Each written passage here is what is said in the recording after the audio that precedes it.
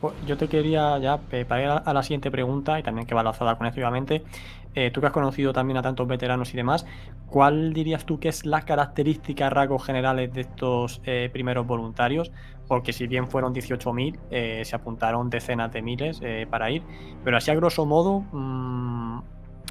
¿cuál era las características, como digo, de estos voluntarios? Mm. Yo creo que hay como dos tipologías. Dos tipologías que no son necesariamente excluyentes.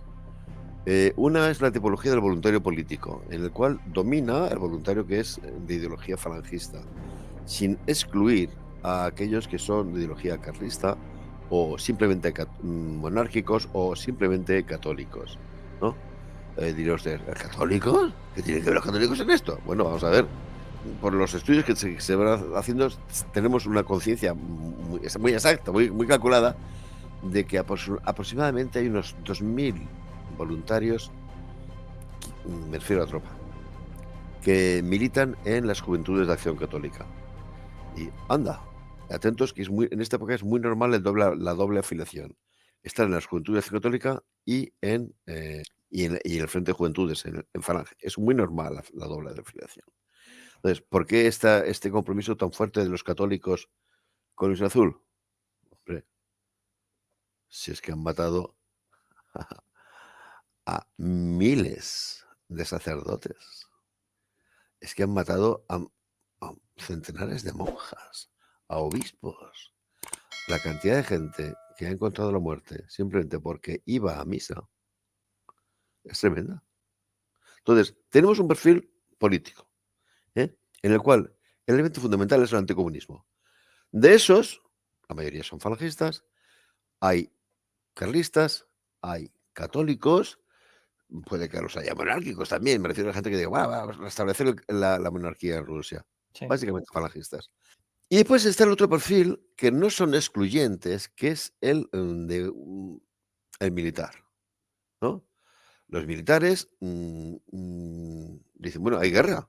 Hombre, si hay guerra y eres militar, lo mínimo que tienes que hacer es intentar ir. Es como si dijeras, mira, hay un incendio, yo soy bombero, pues me voy en otra dirección. No, no, tu obligación es ir, ¿eh? Porque para eso te has hecho militar. ¿Excluye esto el componente anticomunista en estos militares? Pues mira, por desgracia no. La más mínima lista que consultes alguna vez de muertos a manos de las fuerzas del Frente Popular, te vas a encontrar que uno de cada tres es militar y uno de cada tres es sacerdote. Entonces, o católico o activista católico, ¿no? Entonces, los militares tienen todo el mismo sentimiento anticomunista que los voluntarios, entre comillas, civiles. ¿De acuerdo? Porque montones de ellos han muerto, sus familiares, sus amigos, sus compañeros de promoción, etcétera, etcétera, ¿no? Hay Vale. muchísimos de estos. Pero ellos también lo ven con otra. Aquí hay un matiz, ¿eh? Evidentemente son todos muy anticomunistas, muy patriotas. Normalmente suelen ser también muy religiosos, esto es un factor que coincide con los civiles, pero aquí hay un componente militar, es decir, yo soy militar y voy a esta guerra, igual que habría ido a una guerra en Marruecos, porque para eso soy militar, no te fastidies, es decir, que si eres militar y no, pues digo, dedícate a otra cosa, dedícate a parques y jardines o algo así, ¿no? Entonces, Vale. eh, Y eso sí. ese es el doble perfil, que repito, no son excluyentes, ¿eh? Hay otro perfil que repite mucho, no sé qué tienes que decir al respecto, y es el del perfil de la persona que no tenía ganas de venganza contra el comunismo, ni Ujú. tampoco tenía ese ardor falangista o militarista y demás, pero que de alguna forma quería limpiar el historial de su familia porque había sido No, republicano y ganar puntos. Eso es una cosa que comentan mucho, no sé qué tienes que decir al muchísimo, respecto se de ese comenta perfil. muchísimo.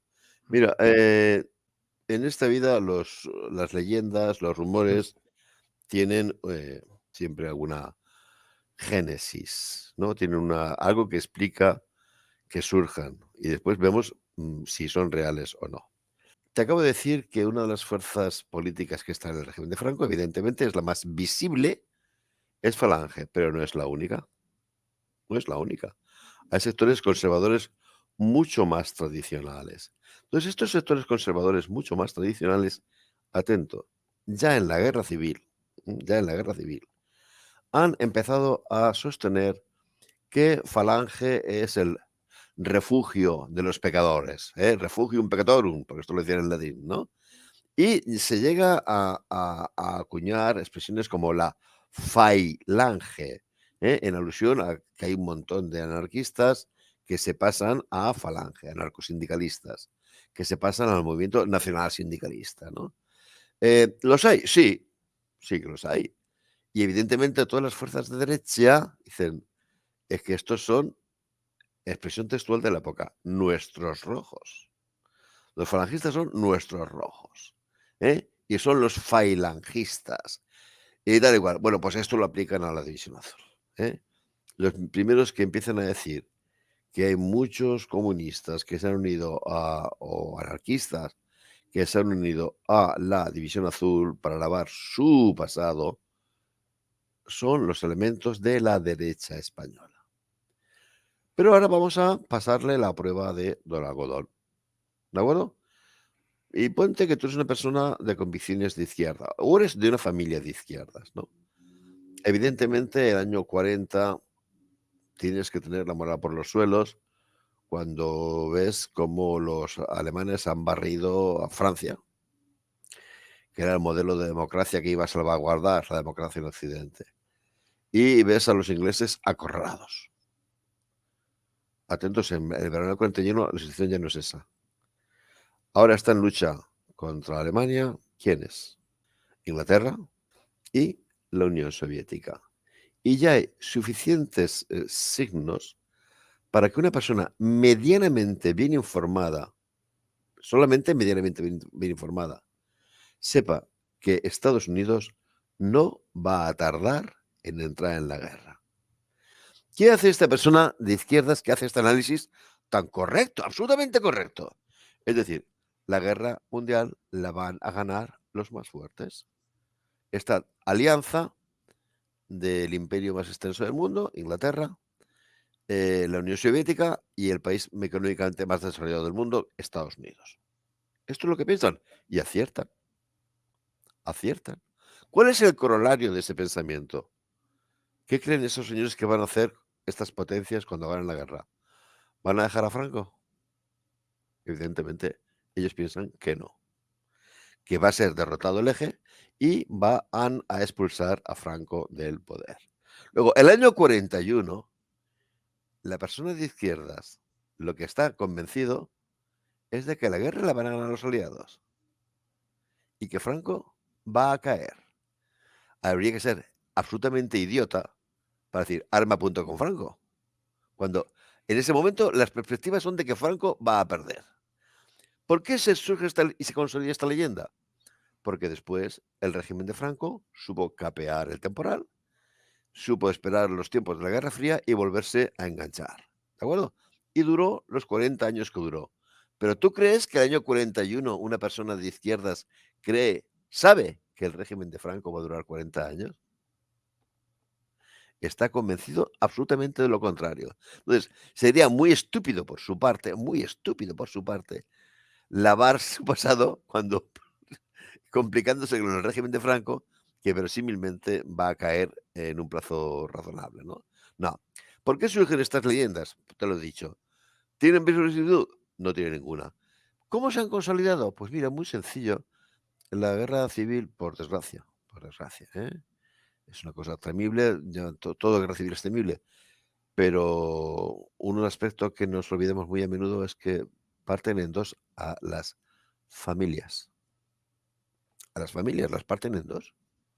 No es que partan en dos al país, es que hay muchas familias en España en que el padre tiene unas ideas y sus hijos tienen otras, ¿no?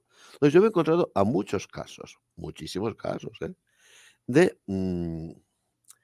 gente que estuvo en la División Azul, que era falangista, no, lo siguiente, pero tenía un hermano republicano y que estaba en la cárcel. ¿Y qué va a hacer cuando vuelve de Rusia? ¿Qué hace? Dice, no, mi hermano que se joda ahí en la puta cárcel y que se muera. ¿Hace eso? No, es su hermano. intercede por él. De eso te pueden mostrar ejemplos, pero vamos, concretos, ¿no? Gente que está, José Miguel Guitarte era jefe nacional del SEU y estaba en la sección de asalto del regimiento 262, ¿no? Yo he visto la carta que le dirigen compañeros suyos de su regimiento.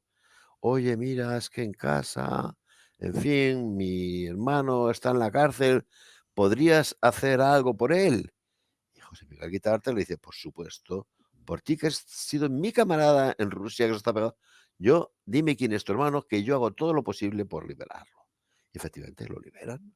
Al cabo de un cierto tiempo lo liberan, ¿no? Entonces, esta leyenda se va a sentar porque existen este tipo de circunstancias, pero nadie se va por lavar su pasado, porque, repito, el pasado, lo más posible que es que cometieras un error tremendo de cálculo y te complicarás la vida de cara a los que todo el mundo que sea de ideas de izquierdas, claro, podía calcular como Ujú. definitivo vencedor de la guerra, que eran los aliados, ¿no?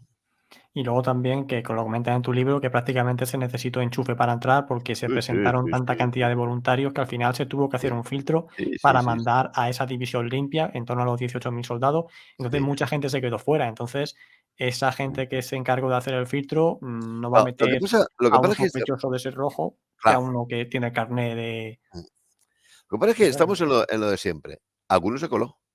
Sí, hombre, claro. Algunas de estas personas que tenían el fin de desertar, etcétera, se colaron. Pese al filtro que tú acabas de citar, y que es un filtro que en los archivos deja, mm, toneladas, toneladas de documentos, ¿no? Listas de unidades, voluntarios de esta unidad, y te ves tachado, fua, fua, fua, fua. Desafecto, desafecto. A veces utilizan, una expresión más, radical. ¡Rojo! No tiene Sí. que no, en muchos casos yo estoy convencido que no lo eran, pero que eran de familias de izquierda, etcétera. Entonces, vale. Hay un montón de la documentación de la División Azul, se conserva en el archivo de Ávila, están los expedientes de la gente. Pero atentos, porque como la recluta fue a través de las jefaturas de milicias, de los hombres de personal, también hay mucha documentación de la documentación de las milicias de Falange, que está aparte del archivo de la División Azul. Y bueno, estas fueron las que procesaron en gran medida el reclutamiento. Entonces te encuentras montones de expedientes de gente que no la han admitido y que su familia no sé qué, esto no sé cuánto, tal.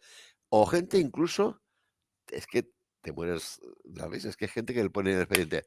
En las dos últimas concentraciones del Frente de Juventudes estaba convocado y no ha venido. Rechazado. Bueno, entonces, ¿cómo se cuelan estos cierto número de desertores? Es que estamos hablando del mismo, lo que te decía antes. Estamos hablando de que juntas 18.000 hombres en 15 días. ¡En 15 días! Y cada uno, y procedentes, dice, mira, vamos a juntar entre Madrid y filtramos muy bien. No, no, es que provienen desde La Coruña hasta Almería y desde Huelva hasta Gerona. Excepción hecha de los archipiélagos, que por motivos estratégicos no se admitieron voluntarios el año 41, provienen de toda España y del protectorado.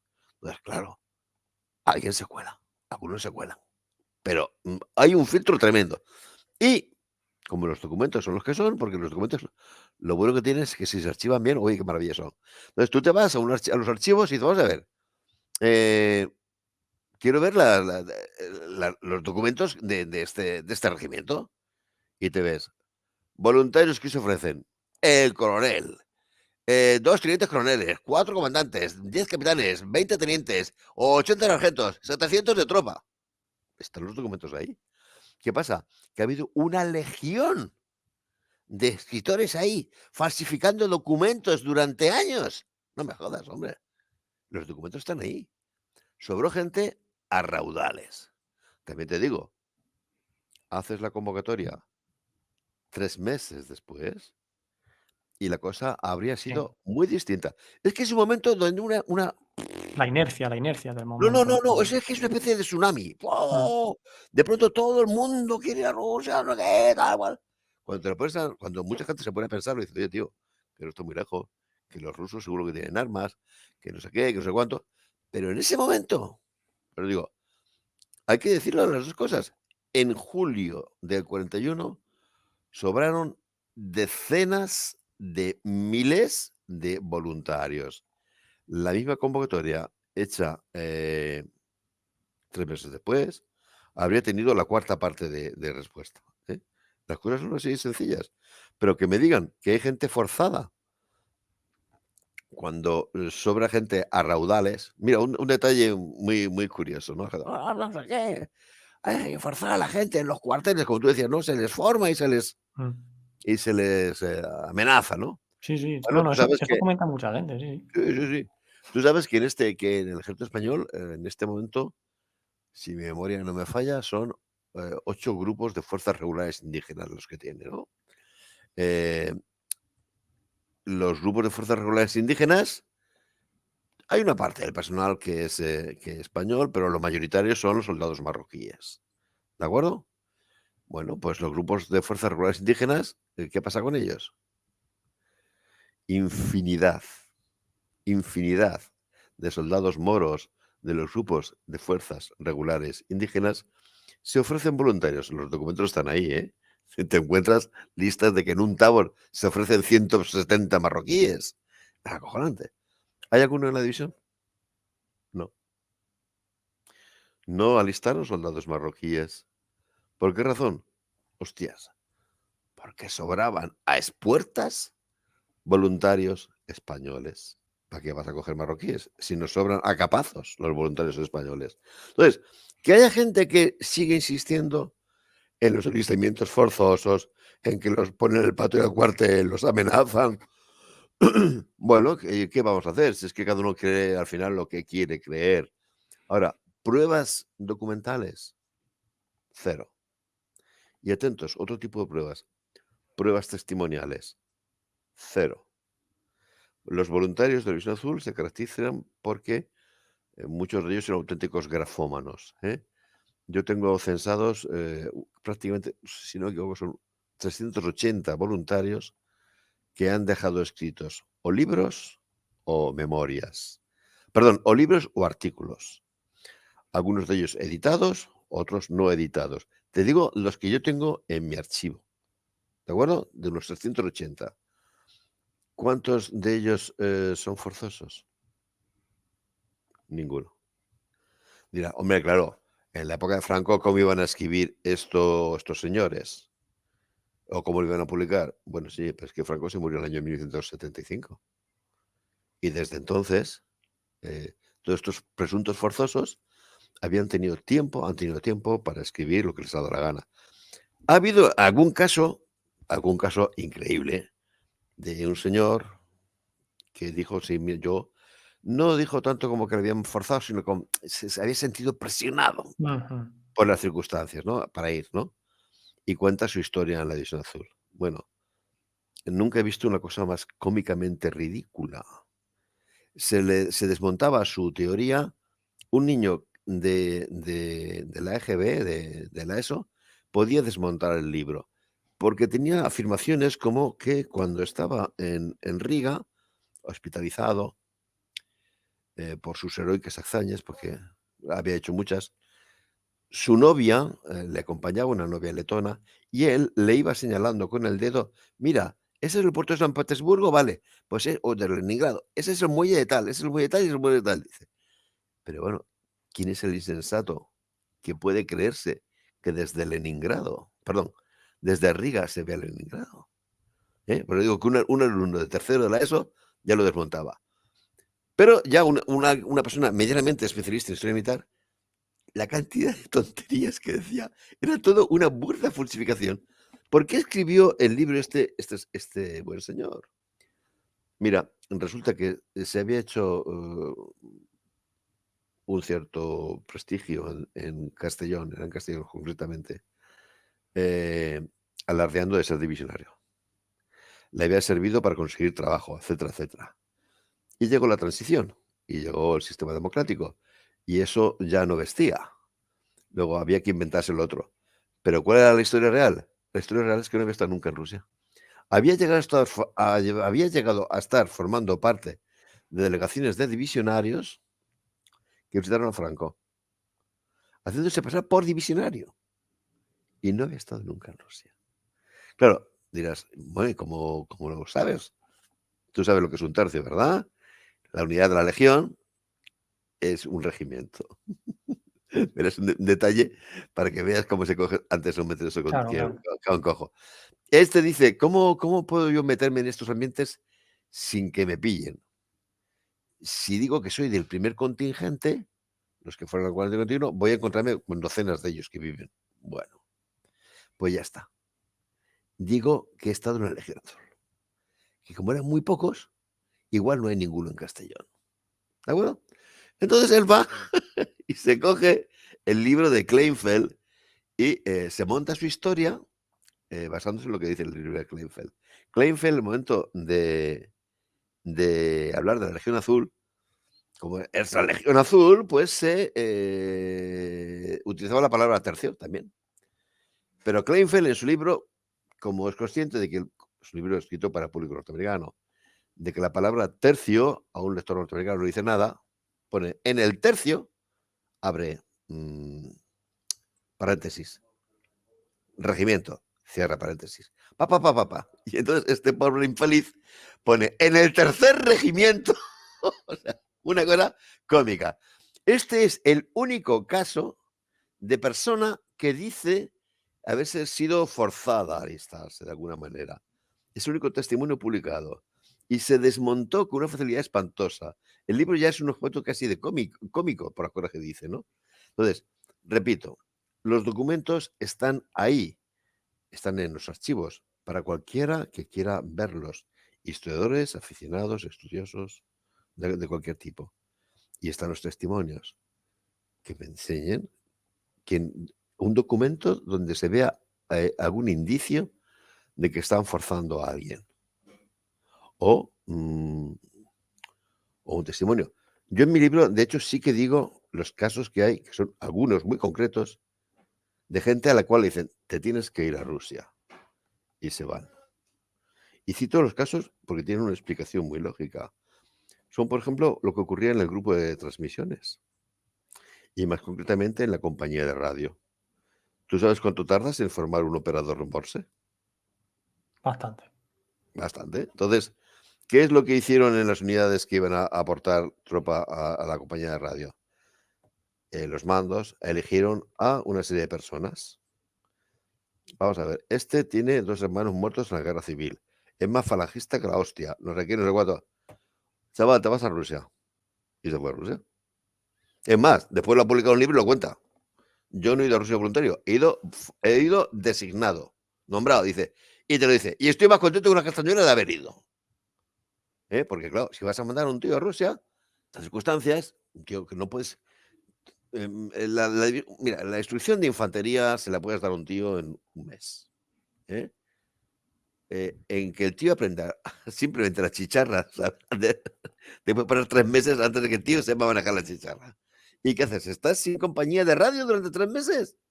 No puedes hacer eso. Entonces, ese tipo de casos sí que se dieron, pero siempre con esa salvedad. Es más, si es que lo ponen en los documentos originales. Cuando se mandan instrucciones a las capitalías generales, dicen, atentos, en el caso de personal que sea especialista, se procurará que sea el número de los que haya que designar sea el mínimo posible y que sean muy bien seleccionados. Entonces, este caso se dio. Pero, Vale. todo esto de formar a la gente en el patio del cuartel y tú y tú, es un absurdo, es contraproducente. ¿Qué va a hacer ese tío en Rusia? Pegarle un tiro a su sargento en cuanto pueda. Decir, ¡ay! Me ha parecido un ruso. Es lo que va a hacer. O pegarle un tiro No, al capitán, o desertar, no, o no combatir directamente, ¿no? Se ha o no demostrado combatir. cómo durante la Segunda Guerra Mundial hubo muchos soldados de todos los países, desde aliados hasta propios alemanes y soviéticos también, que después de los combates se veía que no habían ni disparado, o sea, que no, que Sí, tenían sí, sí, sí. el fusil sin disparar y era gente que iba, bueno, más o menos Claro. forzada o que no quería estar ahí, y cuando había un combate, pues se metía por ahí por un se caqueaba y luego aparecía, y no, pero si tú ni has participado en el combate, ¿no? Ya. Esa es la realidad, ni más ni menos. Entonces, por eso digo, ¿que siguen insistiendo en que irían forzados? Pues chicos, ¿yo qué quieres que te diga? Porque quieren creerlo. Lo creen porque quieren creerlo.